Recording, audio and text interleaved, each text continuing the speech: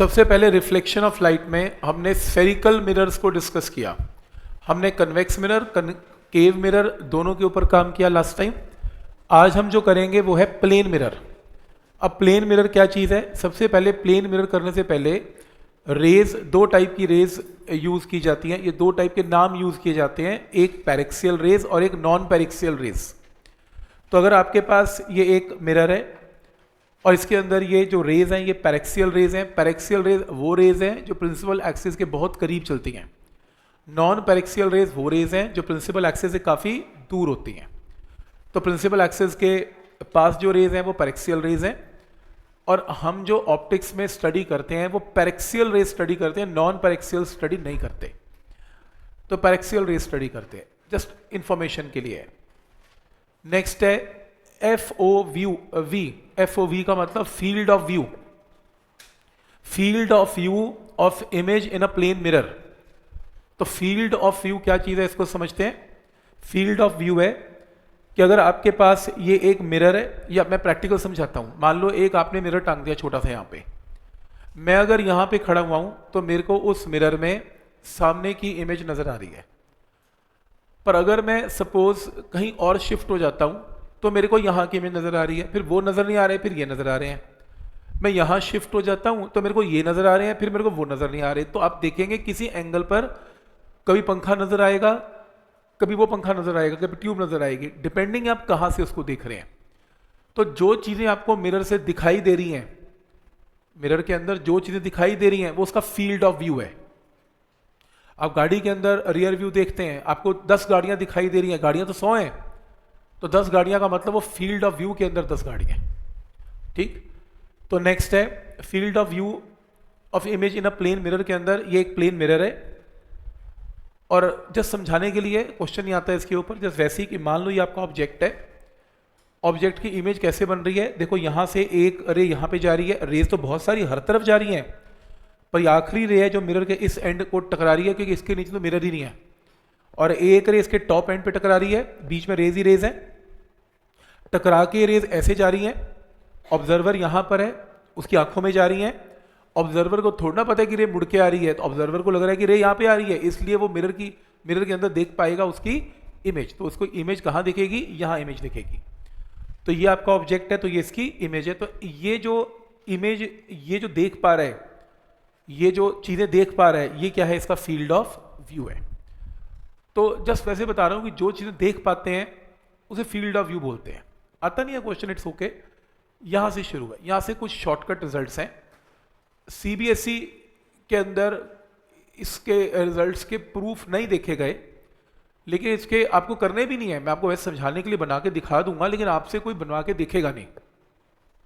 जो देखने वाली चीज़ें हैं, करने वाली चीज़ें, मैं बता देता हूँ। NCERT में डेरिवेशन आती है, ये नहीं आती, लेकिन इसके रिजल्ट आपको पता होने चाहिए, क्योंकि प्रीवियस ईयर क्वेश्चंस के अंदर आपको कुछ प्लेन मिरर्स दिखेंगे।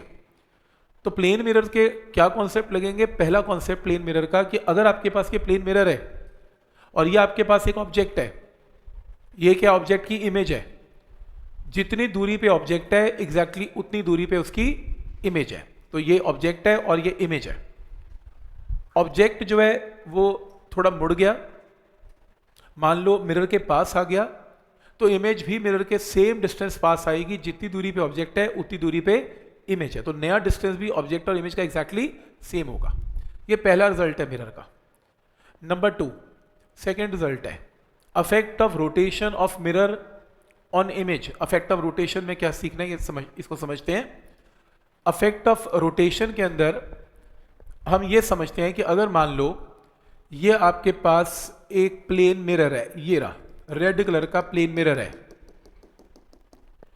इस रेड कलर के मिरर के यहां ये इसका एक ऑब्जेक्ट है, ये ऑब्जेक्ट है, और ये क्या है? इसकी इमेज है। एक ऑब्जेक्ट है और एक इमेज है, बात होगी खत्म।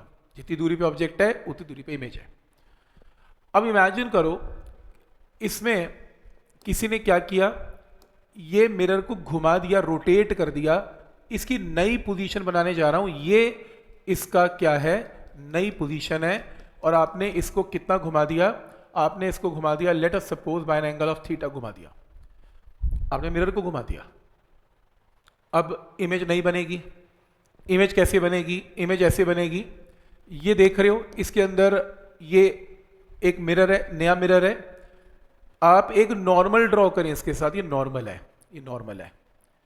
तो इसकी इमेज बनाने जा रहे हैं कि एक रे कैसी जाएगी, यहां पे जाएगी, यहां पे जाके नॉर्मल के साथ वो एंगल ऑफ ये इंसिडेंस बनाएगी, एंगल ऑफ इंसिडेंस बनाएगी, और ऐसी रिफ्लेक्ट होके कुछ ऐसे जाएगी, ऐसे चली जाएगी, ये आएगी ब्लैक मिरर पे टकराएगी, क्योंकि ब्लू कलर जो है वो नॉर्मल है ब्लैक के साथ, यहां से आएगी और यहां चली जाएगी, सेम एंगल पर वापस चली जाएगी। सही है? तो मुझे पता है कि इसके अंदर ये एंगल थीटा रोटेट हुआ है, effect of rotation of mirror. तो इसमें एक चीज देखते हैं कि जो रे, पहले रे कैसे आ रही थी, पहले रे सीधी रेड कलर के मिरर पे टकरा रही थी, और मिरर इमेज कैसे जा रही थी, ये रे वापस जा रही थी, क्योंकि पहले रेड कलर का मिरर सीधा था और यहां से रे आके वापस चली जाती थी, बात ही खत्म थी। पर क्योंकि आपका मिरर टेढ़ा है तो आपकी रे भी टेढ़ी हो गई। तो आप देखो, आपकी रे आई, ये आई और ये टेढ़ी चली गई। ये इसलिए टेढ़ी हुई क्योंकि आपका मिरर टेढ़ा है।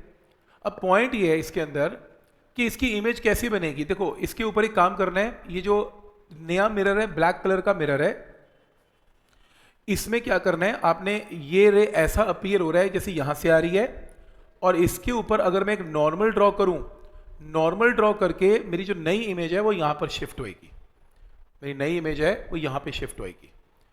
तो आप चेक कर सकते हो, इसमें पहले मिरर ऐसा था तो ये ऑब्जेक्ट है, ये इमेज थी।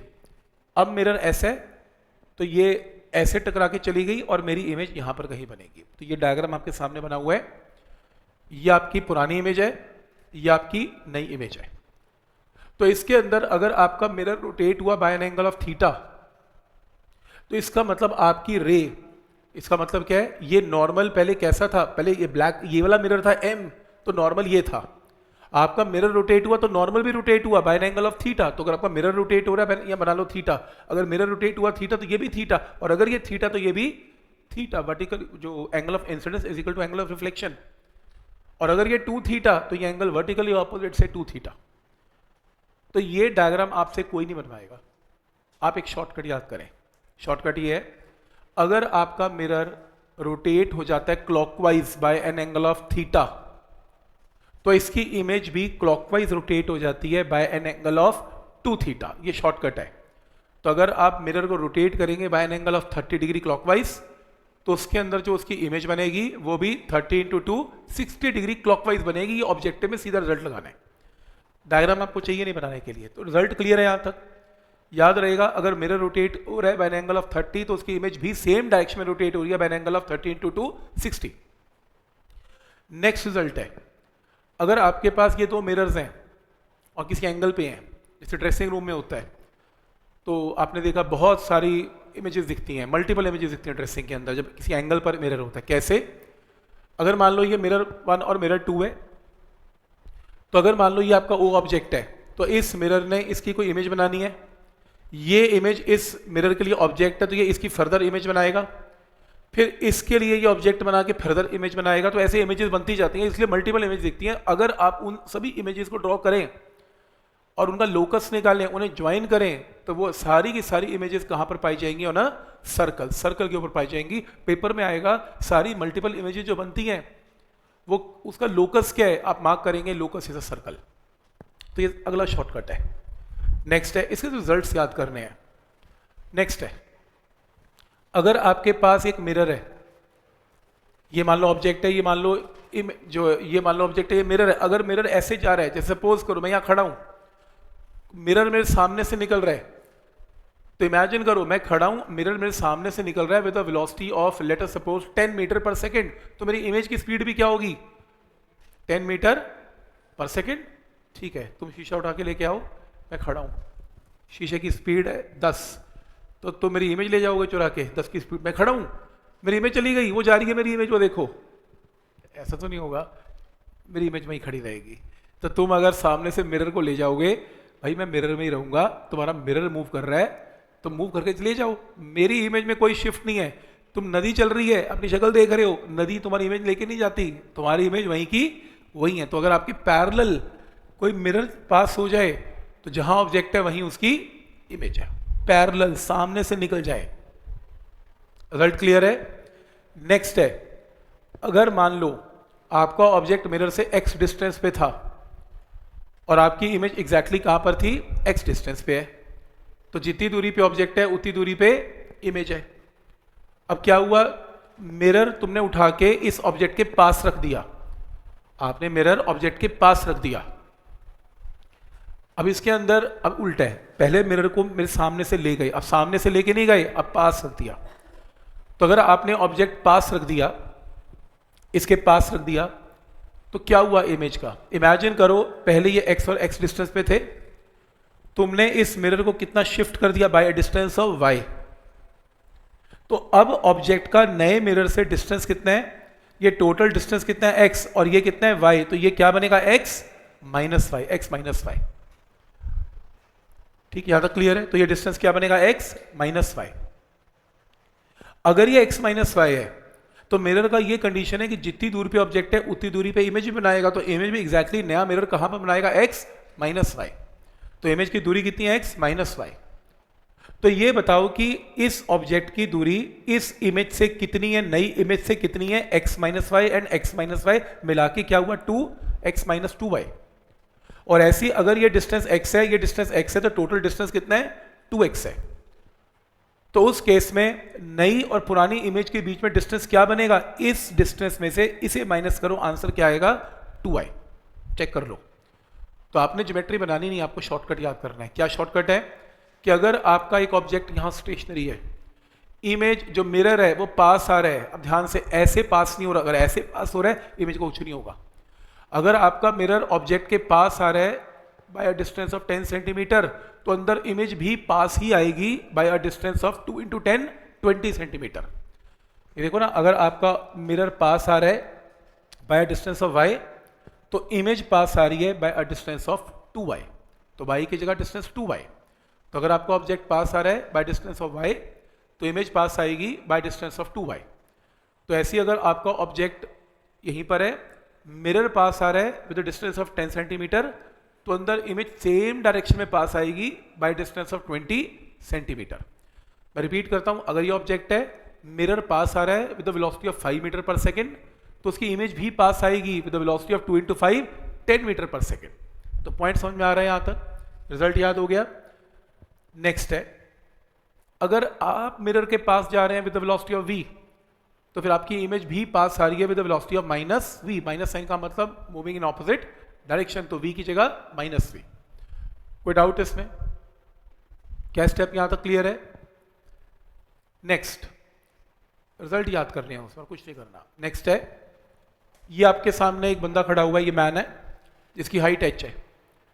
वो कहेगा आपने दीवार पे एक मिरर टांगना है, ये मिरर टांग दिया इतना, इस मिरर की हाइट क्या हो कि ये बंदा अपने आप को पूरा शीशे में देख ले, पूरा मिरर में दिखना चाहिए। आपको पूरी हाइट लगा दो, नहीं मिनिमम हाइट निकालनी है, ऐसा तो तुम मिरर लगा दोगे तो पूरा देख लेगा वो अपने आप को। तो ये हाइट एग्जैक्टली क्या आती है, h/2।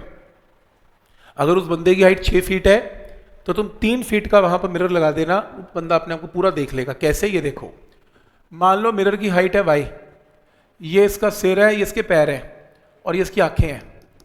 तो रेज ऑब्जेक्ट से निकलती हैं, वो पैर देखना चाहता है, एरो उल्टा बन गया, तो पैरों से एक रेज आएगी, टकराएगी और इसकी आंखों में जाएगी ऐसे। वो अपना सिर देखना चाहता है, तो रेज सिर से निकलेंगी और आंखों में जाएगी। लेकिन आंखों में जो रेज आ रही हैं उसको ऐसा लगेगा कि ये रेज कहाँ पे आ रही हैं, ऐसे मिल रही हैं। तो उसको क्या दिखाई देगी, वहां पर सामने उसकी इमेज दिखाई देगी, सेम हाइट की इमेज है। प्लेन मिरर है तो जितना बड़ा ऑब्जेक्ट है उतनी बड़ी इमेज है। अब पॉइंट ये है कि अगर आप इसमें सिमिलर ट्राइंगल लें, ये एक ट्राइंगल लें और ये दूसरा ट्राइंगल लें, तो इसके अंदर हाइट h है और हाइट y है, तो h डिवाइडेड बाय y, इसका ये डिस्टेंस कितना है, ये डिस्टेंस इसका 2x है और ये छोटा डिस्टेंस कितना है इसका, x है, तो 2x डिवाइडेड बाय x। तो यहां से सॉल्व करके किसकी वैल्यू आ गई, y की वैल्यू आ गई h/2। आपने ये रिजल्ट याद करना है, आपसे कोई नहीं बनवा रहा। तो मिरर की हाइट क्या होनी चाहिए, ऑब्जेक्टिव आएगा, सीधा क्या लिखना है, h/2 कर देना है। रिजल्ट याद रहेगा यहां तक। नेक्स्ट है, ये नहीं करना हमने, इसके बाद हम सीधा असाइनमेंट करेंगे। सब्जेक्टिव असाइनमेंट ओपन करें मिरर्स की, प्लेन मिरर्स की। तो subjective assignment number 88 I think, check करना प्लीज। सब्जेक्टिव असाइनमेंट नंबर ये लो।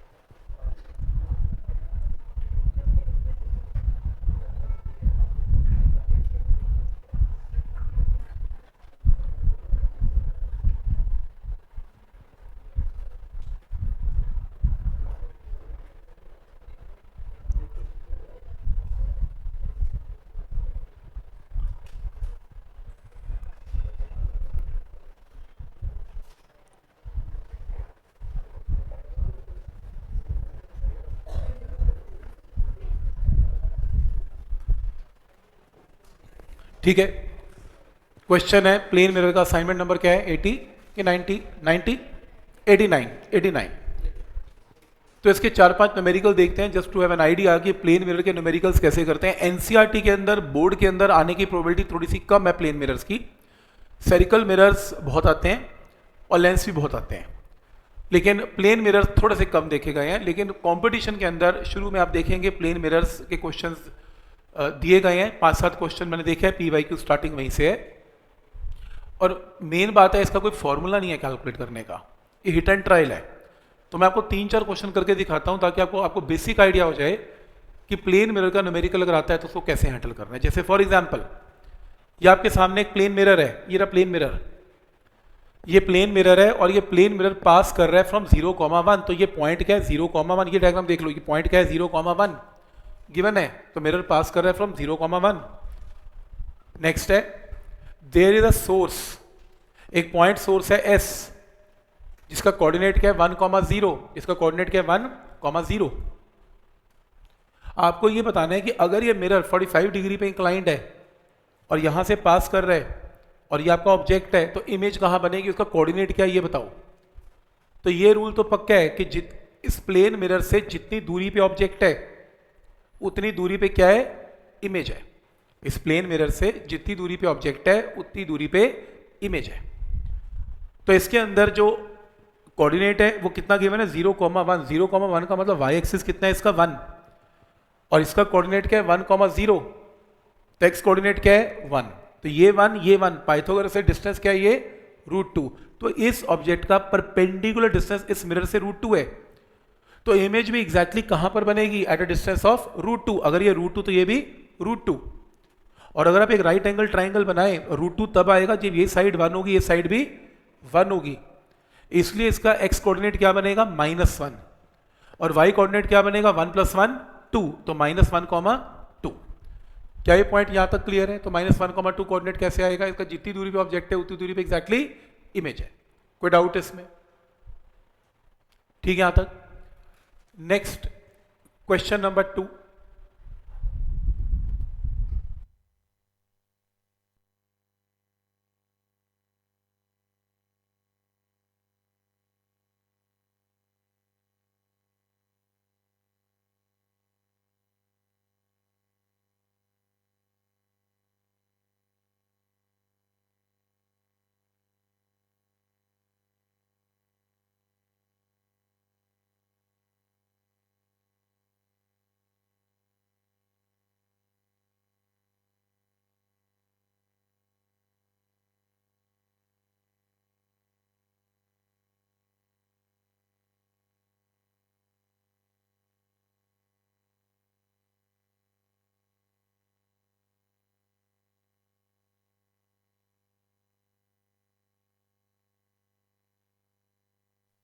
ध्यान से देखो, एक इंसिडेंट रे है। ये इंसिडेंट रे नॉर्मल के साथ एंगल क्या बना रही है 40, तो इसकी रिफ्लेक्शन होने वाली है, टकरा के वापस जाएगी रे। वो कह रहे हैं कि इफ 40 डिग्री पे चली गई, इफ द रे इज रोटेटेड बाय 10 डिग्री, ये 10 है, 10 डिग्री क्लॉकवाइज, तो इस रे को मैंने 10 डिग्री क्लॉकवाइज मोड़ दिया यहां पे ऐसे। Find change in angle of deviation of the light after reflection. Reflection के बाद एंगल ऑफ डेविएशन क्या होगा ये बताओ। देखो क्वेश्चन अंडरस्टैंड करने की एक ट्रिक है, एक पॉइंट है, इसको आपने जरा ध्यान से देखना है। ये देखो, पहले ये समझते हैं कि डेविएशन क्या है। तो इसके अंदर सबसे पहला पॉइंट है कि अगर आपके पास ये एक मिरर है और ये आपके पास इंसिडेंट रे है जो कि 40 डिग्री पे आ रही थी, 40 डिग्री पे, तो रे वापस भी कितने डिग्री पे जाएगी? 40 पे आई, 40 पे गई, बात खत्म हो गई। लेकिन अगर ये मिरर ना होता तो रे कैसी जाती? बिल्कुल सीधी जाना चाहती थी, पर आपके मिरर ने इसको यहां मोड़ दिया। मोड़ने को बोलते हैं डेविएट कर दिया, तो रे यहां की बजाय कहां डेविएट हो गई? यहां डेविएट हो गई। तो इस एंगल को क्या बोलते हैं? Angle of deviation. तो डेविएशन कैसे निकलेगा? अगर ये स्ट्रेट लाइन है 180 डिग्री और ये कितना है? 80, 180 में से 80 गया, डेविएशन का एंगल कितना है? 100। पॉइंट क्लियर है यहां तक? तो लाइट 100 डिग्री डेविएट हो गई अपने नॉर्मल पाथ से बिकॉज ऑफ मिरर। लेकिन अगर आप बात करते हो सेकंड केस में, उसने बोला कि इस रे को 40 की बजाय 10 डिग्री और मोड़ दिया, तो यानी कि अब नॉर्मल के साथ एंगल क्या बना? 30। तो पहले 40 डिग्री पे रे आ रही थी, क्लॉकवाइज 10 डिग्री रे को मोड़ दिया, का मतलब क्या है? तो बचा हुआ एंगल कितना? 30। तो अगर ये एंगल 30, तो रिफ्लेक्शन का एंगल भी क्या है? 30। रे सीधा जाना चाहती थी पर आपकी मिरर के चक्कर में यहां चली गई, तो ये डेविएशन है। डेविएशन क्या बनेगा? 180 में से 60 को माइनस कर दो, कितना आएगा? 120। पहले डेविएशन कितनी थी? 100। अब डेविएशन कितनी है? 120। तो चेंज ऑफ डेविएशन कितनी है? 120 में से 100 को माइनस करेंगे तो 20। तो डेविएशन का डिफरेंस निकालना है, इसे बोलते हैं change in deviation. Change in deviation का मतलब डेविएशन एंगल का डिफरेंस। तो पहले डेविएशन जो थी वो कितनी थी? 100। अब जो डेविएशन है वो कितनी है? 120। चेंज ऑफ डेविएशन कितनी है? 20। क्लियर है यहां तक?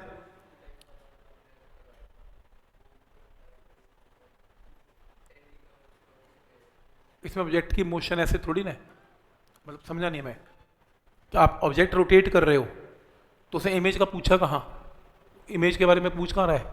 वो तो रे के बारे में पूछ रहा है।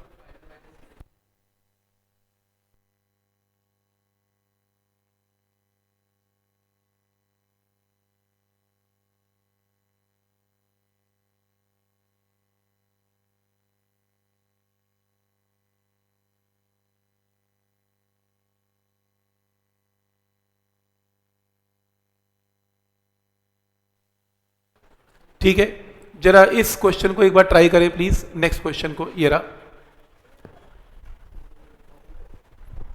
इस क्वेश्चन को एक बार देखें प्लीज।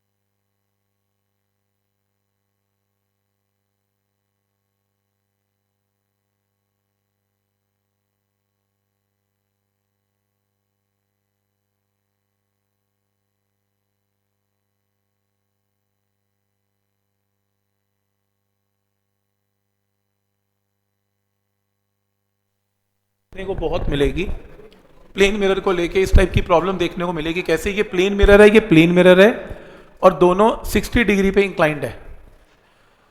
क्वेश्चन है कि एक रे आई यहां से, इधर गई टकराई, इधर गई टकराई, इधर चली गई, और ये एंगल थीटा है। वो कहेगा एंगल थीटा निकाल लो ज्योमेट्री देखे, और कुछ नहीं पता, बस ये एंगल थीटा निकालो।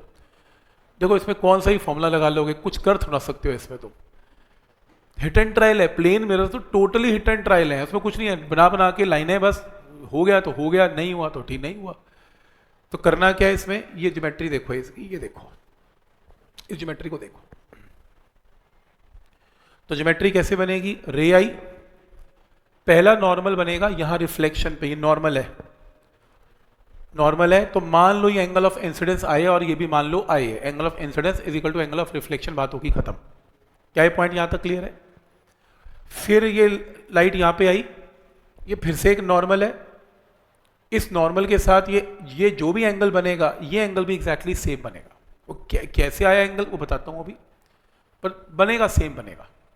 आपको थीटा निकालना है, वर्टिकली ऑपोजिट से ये भी थीटा, दो नॉर्मल्स को मिला लिया, ये पहला नॉर्मल, ये दूसरा नॉर्मल। तो ये अगर एंगल 60 तो ये 120, ये जरूरी नहीं है। इसमें हर क्वाड्रेंटल में जरूरी थोड़ा होता है कि एंगल दोनों 180 होंगे। बट आप लॉजिक समझना, इमेजिन करो, आपने इमेजिन कर लिया एंगल आई और आई है, ये 90 डिग्री है, ये देखो ये 90 डिग्री है, ये 90 डिग्री है, ये आई है, तो फिर बोलो ये कितना है, 90 माइनस आई है, 90 माइनस आई है। ऐसी ये एक नॉर्मल है, और अगर ये 90 माइनस आई है, ये 60 है, तो बोलो ये छोटा एंगल कितना है। छोटे एंगल के लिए इस ट्राइंगल के अंदर 180 में से क्या माइनस करना पड़ेगा, 90 माइनस आई एंड कितना 60, कितना आ रहा है, कितना आ रहा है 30 प्लस आई, सही है। तो ये छोटा एंगल क्या आएगा, ये वाला, ये छोटा एंगल 30 प्लस आई। अगर ये 30 प्लस आई है और ये 90 डिग्री की लाइन है, तो 30 प्लस आई 90 में से माइनस करो, क्या आएगा आई, 60 माइनस आई, ये वाला एंगल क्या बनेगा 60, क्योंकि 90 में, क्योंकि ये एंगल टोटल 90 है, 90 में से इसे माइनस करो, तो 90 में से जब आप इसे माइनस करेंगे तो क्या आएगा 60 माइनस आई। तो देख रहे हैं ये एंगल क्या आएगा 60 माइनस आई। अगर ये एंगल 60 माइनस आई है, अगर ये एंगल 60 माइनस आई है, तो ये एंगल भी एग्जैक्टली 60 माइनस आई है। वैसे बता रहा हूं कि इस तरीके से ज्योमेट्री यूज की। अब आपको ये पता लग रहा होगा कि ये क्योंकि 90 डिग्री का नॉर्मल है, ये भी 90 डिग्री का नॉर्मल है, और इस 4 साइडेड फिगर में ये 90 ये 90, तो ऑब्वियसली ये 180, तो इनका सम भी क्या होना चाहिए 180। 180 में से अगर ये 60 तो ये कितना 120, क्योंकि क्वाड्रेटरल है, इसके अंदर ये एंगल तो 90 90 हो गए, तो 180 हो गया। तो बचे हुए एंगल्स भी 180 हैं, जिनमें से एक 60 तो दूसरा 120, तो पता लग गया ये एंगल 120। अब आप ये एक ट्राइंगल ले लें, इस ट्राइंगल में ये एंगल कितना है आई, ये एंगल कितना है 60 माइनस आई, नहीं आपको क्या निकालना है थीटा निकालना है, ओके। तो ये मत लें, आप एक काम करें, आप ये लें, ये ट्राइंगल लें जिसमें थीटा भी आता हो, तो बोलो ये एंगल कितना है 2 आई, ये वाला एंगल कितना है, ये वाला एंगल है 2 इंटू 60 माइनस आई, क्योंकि एक एंगल 60 माइनस आई है, तो ट्वाइस एंगल क्या होगा 2 इंटू 60 माइनस आई, और एक एंगल कितना है थीटा, इन तीनों का सम इक्वल टू क्या है 180। सॉल्व करो, आई से आई कट गया, एंगल आ गया 60। अब देखो ये टोटल हिट एंड ट्रायल है, कोई ज्योमेट्री बना गया तो बना गया, 2 मिनट में नहीं बनी तो नहीं बनी, बट पॉइंट समझ में आ रहा है। तो पीवाईक्यू के अंदर ये क्वेश्चन 3-4 क्वेश्चन आ रखे हैं प्लेन मिरर के, तो आपने वो ट्राई करने हैं।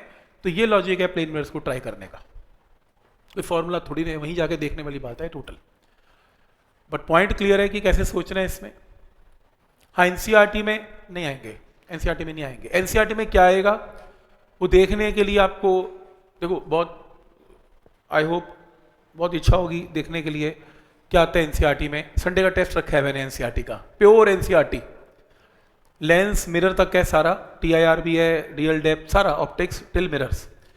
20 ऑब्जेक्टिव हैं, 1 लाइनर, बिल्कुल एनसीईआरटी टाइप, कोई कंपटीशन नहीं है, बिल्कुल बेसिक है। आप सब्जेक्टिव शीट्स भी करके आएंगे और थ्योरी सारी करके आएंगे, आप पेपर बढ़िया होएगा। तो आप सारी सब्जेक्टिव, क्योंकि रखा ही एनसीईआरटी हुआ है, पिछला टेस्ट मुश्किल था मैंने देखा, वो सैम्पल पेपर एनसीईआरटी का था यार, वो थोड़ा हाई लेवल डल गया, मुझे अंदाज़ा नहीं था, कुछ क्वेश्चन थे थोड़े से जो टेढ़े मेढ़े थे, पर ये वाला पेपर जेन्युइनली एनसीईआरटी। और सब्जेक्टिव के लिए कहाँ से करना है, जो आपकी अरिहंत की बुक दे रखी है जो 3 और 5 वाले, वो आप दिखाना, उसमें से पक्का कुछ ना कुछ आएगा, ताकि आपकी तैयारी हो जाए और कुछ नहीं, नज़र मारा हो कि उसमें डेरिवेशंस कैसी इनडायरेक्ट पूछी जाती हैं, वहाँ से आपको आइडिया हो जाएगा। लेंस कॉम्बिनेशन आएगा, लेंस आएगा, मिरर्स के 2 क्वेश्चन डालने हैं, मिरर्स की डेरिवेशन भी डाली है, लेंस मेकर डाला है, टीआईआर डाला है, रियल अपरेंट डेप्थ डाली है, कुछ भी नहीं छोड़ा। तो थोड़ा थोड़ा थोड़ा थोड़ा सारा, क्योंकि ऑप्टिक्स है ना, प्रॉब्लम है कि बड़ा है, 14 से 15 नंबर का आना है, और बार बार रिवीजन नहीं होगी ना तो आपके नंबर कट जाएंगे, आप एक दिन में उठा नहीं पाएंगे इसे। ऐसी रिफ्रैक्टिंग सरफेस भी डाला है, आप अगर 2-3 बार टेस्ट नहीं देंगे ऑप्टिक्स का, आपको ऑप्टिक्स सही तरह बैठेगा नहीं। रादर पूरी फ्रिक्स का ये कॉन्सेप्ट है, जब आप 3-4 बार सिलेबस को बार बार नहीं करेंगे, आपकी बात नहीं बनेगी है। इस क्वेश्चन को करना है, 5th क्वेश्चन, ये लास्ट क्वेश्चन है 5th, इसको करना है।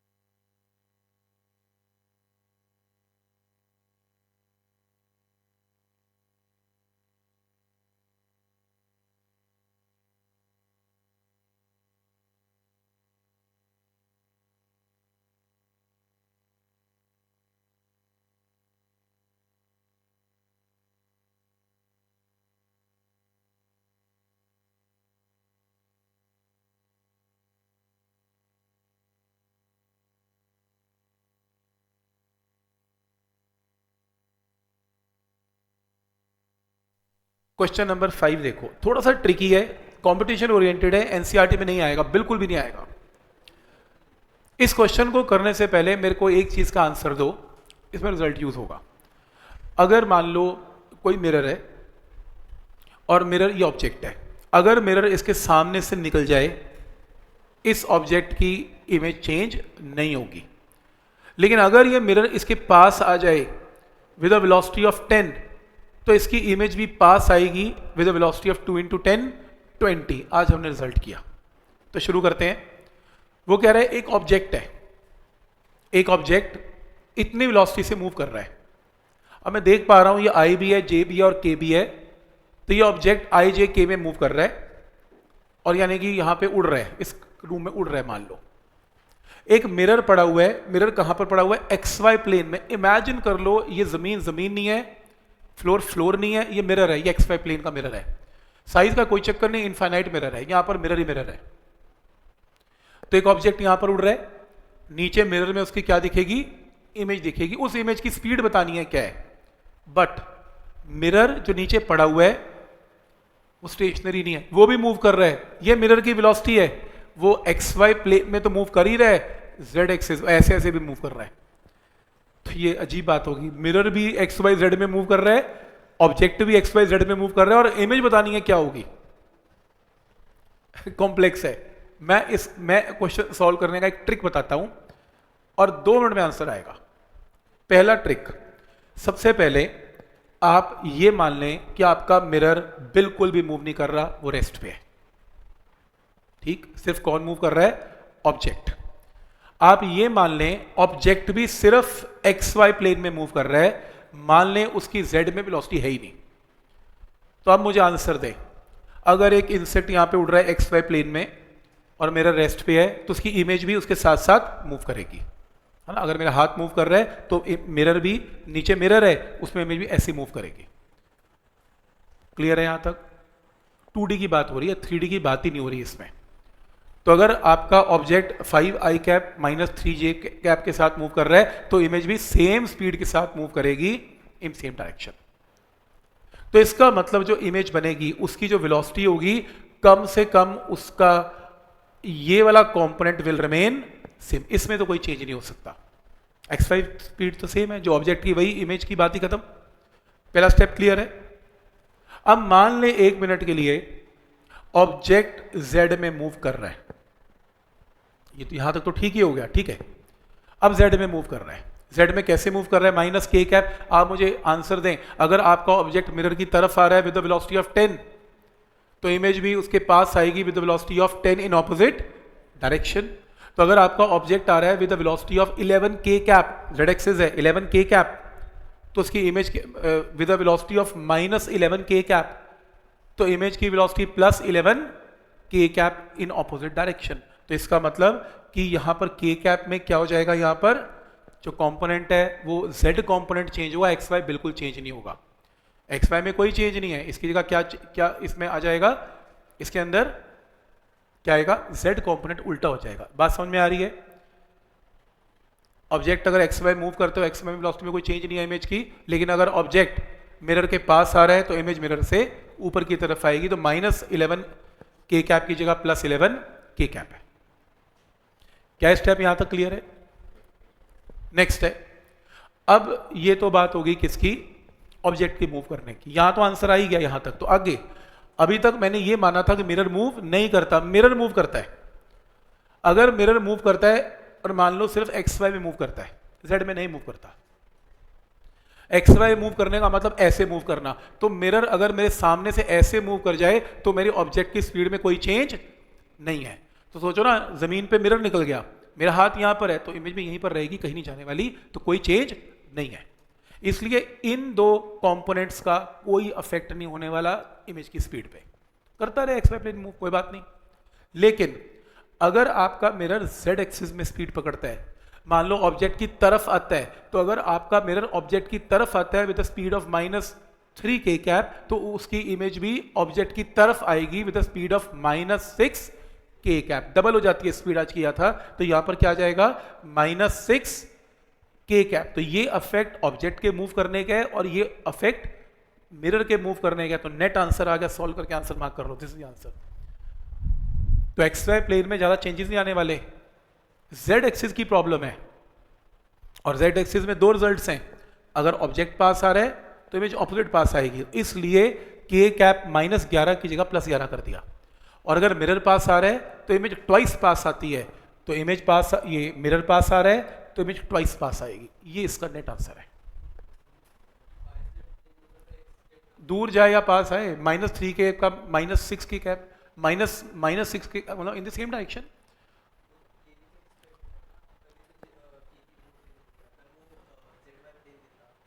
वो फिर अलग सोचते फिर।